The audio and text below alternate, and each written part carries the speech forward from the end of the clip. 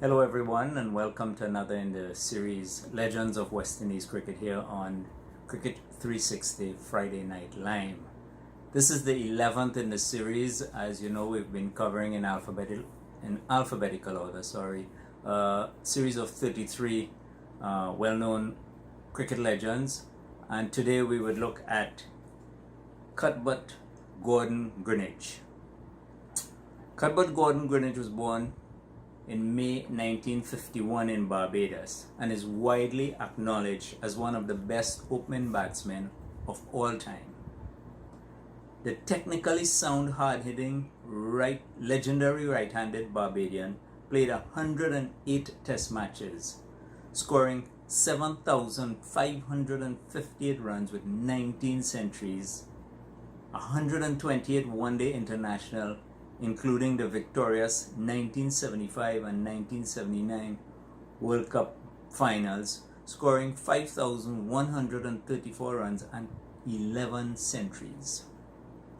In his first-class career, phenomenally, from 1970 to 1992, a period of 22 years and 523 games, he scored 37,354 runs, including 92 centuries, 183 half centuries, and took 516 catches.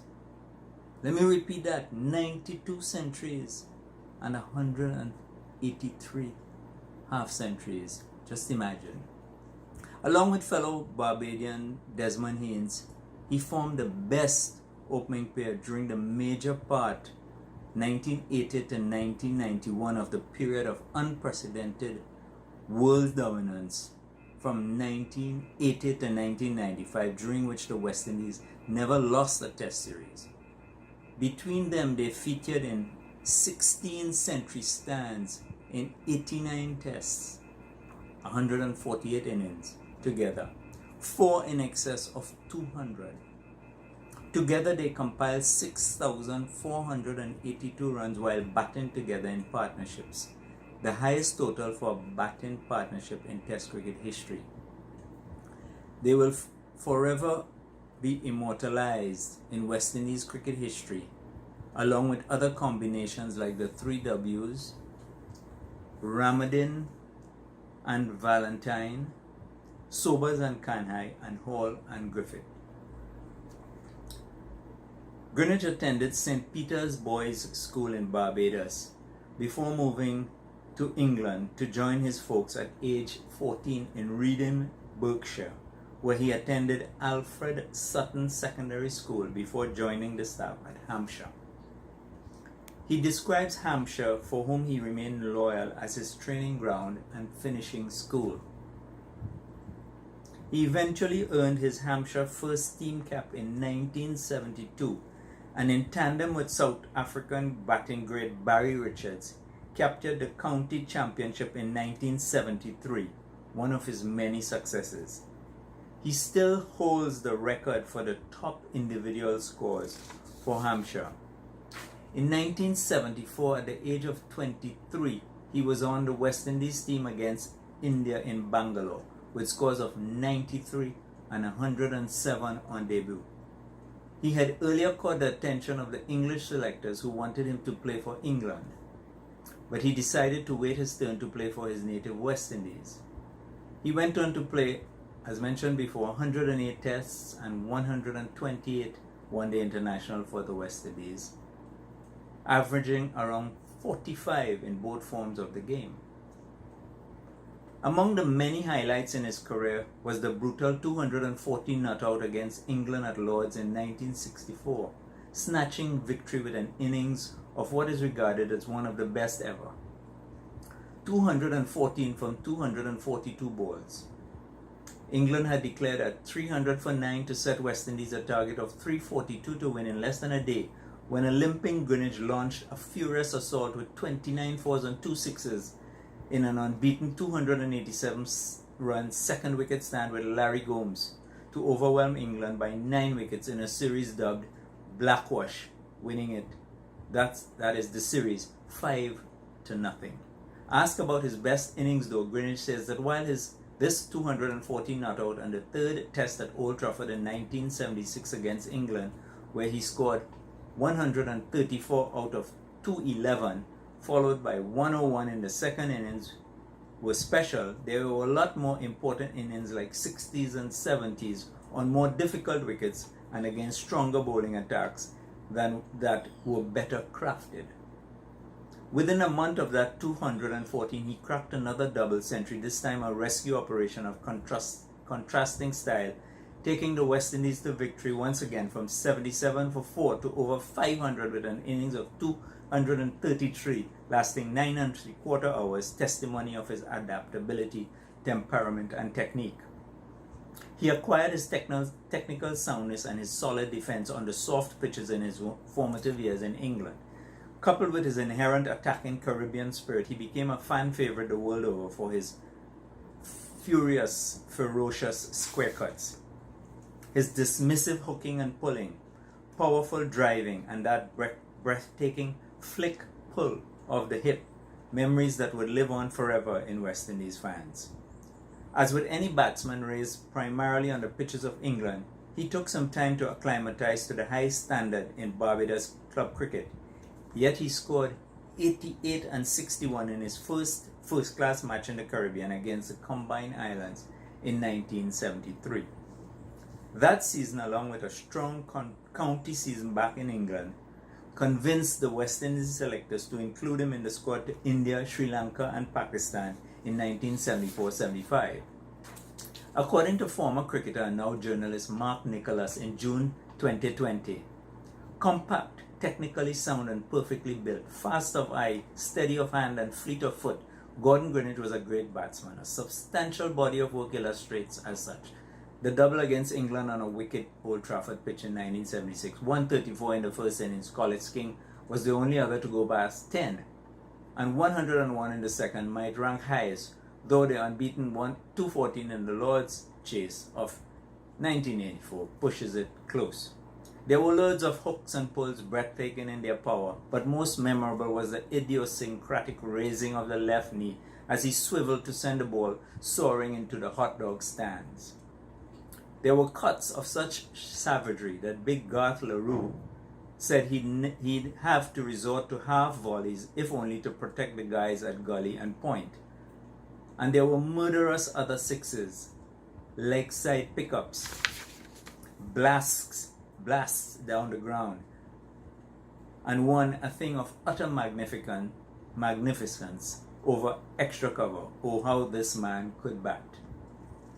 Between August 28 and September 10, 1986, with a major one-day title also thrown into that period of harness, near-perfect performance, Gordon made 4 centuries in consecutive championship innings. No Hampshire batsman had ever done such a thing. Still hasn't. Might never.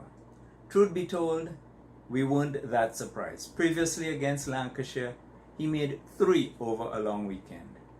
Wind the clock back to July 1983 and what us Hampshire lads came to recall as the Lancashire Triple. On the first day of the championship match at Aigburth, Liverpool, he put on 191 for the first wicket with Chris Smith. They both made 100. Gordon Greenidge with a bunt over the side screen, Kippy with a nudge to mid-wicket. As was the routine back then, we broke the game that evening for a Sunday League 40-over match back at Old Trafford the next day, in which he made 162 not out, the highest of which, and there were a few, was the hook for 6 that took him to his second 100. It finished on the railway line. Now that was a brutal innings. End of quote. Gordon Greenidge's career came to a disturbing end in 1991-92 when, although at the age of 40 and at his fittest according to his trainer Dennis Wade, he sustained an injury and was unceremoniously dumped, in his and in the opinion of many of his fans. His final test score in his 185th inning at the Antigua Recreation Ground was 43 run out, while his 185th 83rd was a masterful 226 against Australia at Kensington. Good enough reasons for dissatisfaction. Although not a fitting end, Gordon Greenidge, who throughout his career felt he was underappreciated and at times made to feel as an outsider, left an enduring legacy of batting excellence, a dedication to his craft, and he must be happy in the knowledge that his countrymen rate him as one of the finest and indeed the best ever opening batsmen. His book, Gordon Greenidge, The Man in the Middle, is a fascinating must-read for cricket fans. A true servant of West Indies cricket, Greenidge also served as a selector.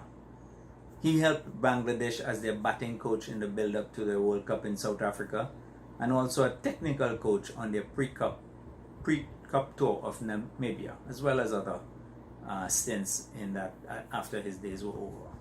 Let's look at some of his career timelines, accolades, and awards. In summary, from 1970 to 1987, Hampshire; 1973 to 1991, Barbados; 1974 to 1991, West Indies; 1984 was man of the series against England; 1985 awarded an MBE; in 1986 for Hampshire, 2,035 most runs, highest average, 8 centuries; 1977, 85 and 87, one of the 5 cricketers of the year by the West Indies Cricket Annual publication; 1980, man of the finals, Tri-Nation Series, ODI, England, Australia, West Indies; 1985, man of the series, Tri-Nation, ODI, India, Pakistan, at Sharjah, and West Indies at Sharjah; ICC and Connecticut Cricket Halls of Fame inductee, 2009; the Greenidge Room at Hampshire's Cricket Club's conference facility,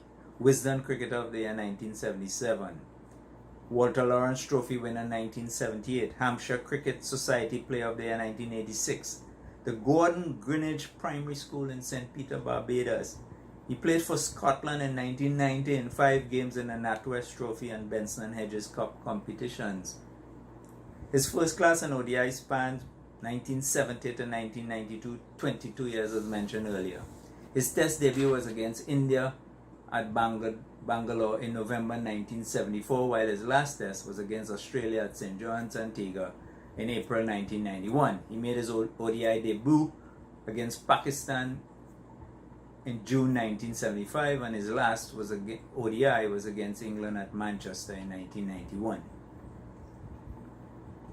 When he made his first debut, it was in that first test of an away series against India in 1974. At that time, he was the 150th player to represent West Indies in Test cricket and shared his debut with Vivian Richards as it commenced the epoch of West Indies' unprecedented dominance at the international level. Richards made a total of 7 runs in the match and capitulated to the fearsome trio of Indian spinners. On the flip side, Greenidge made a strong statement in his first international game by bringing up his maiden test ton on debut, 103, studded with 14 fours and 2 sixes in the second innings. He was unfortunate to get run out in the first innings for a score of 93. Greenidge is the 42nd cricketer to register a century on test debut. He picked up the Man of the Match award 20 times in ODIs. In tests, he clinched the award on 6 occasions, twice against England, twice against Australia, and 1 apiece against India and New Zealand. Of his 11 ODI centuries, 9 have resulted in wins for the West Indies. On the other hand, all of his 19 test centuries went for winning causes. Gordon Greenidge is the only batsman in the history of the game to score a century in both his 100 test and 100 ODI. In 2019, he was conferred with the Order of St. Michael and St. George Knight Commander for services to cricket and the development and sport on the overseas list. Sir Gordon Greenidge. Well, that brings us to the end of another in the series Legends of West Indies Cricket here on Cricket 360 Live on Friday Night Live. Until the next installment, this is Nasser Khan signing off.